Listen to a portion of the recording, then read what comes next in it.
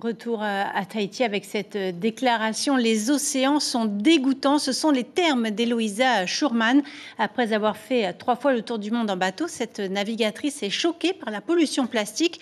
Pourtant, les océans sont les poumons de notre planète. Ils produisent plus de 50% de notre oxygène.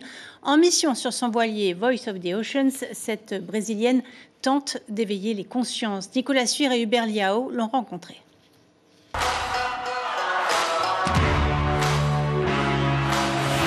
Ce voilier est la voix des océans. Il a été construit avec l'aide de 40 donateurs brésiliens pour rappeler l'importance de la pollution.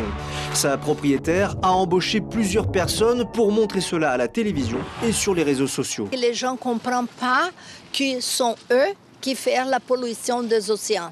Et toujours, les gens font le doigt, c'est les gouvernements, c'est les entreprises, c'est les voisines, mais sommes-nous qui ont fait cette pollution? On ne comprend pas, les gens ne comprennent pas encore les grandeurs de ce problème.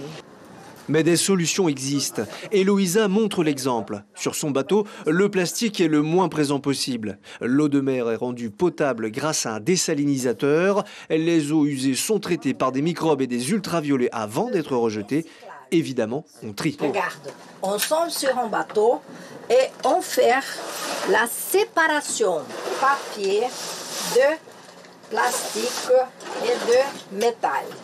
Ça, se sont faits avec le vieux drapeau des maisons. Et pour plus d'espace, le verre est réduit en poussière.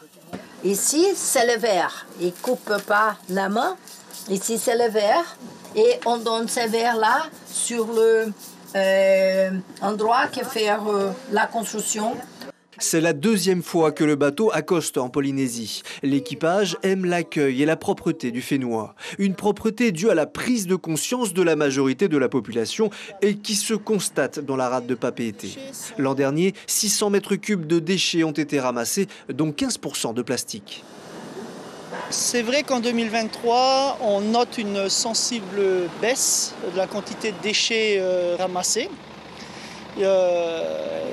L'année n'est pas finie, la saison des pluies n'a pas encore commencé, mais je pense qu'on tend vers une réelle prise de conscience en fait.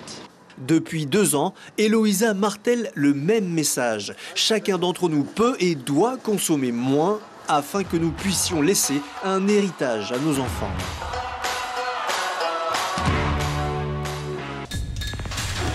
L'information en continu sur Polynésie la première, Internet et réseaux sociaux.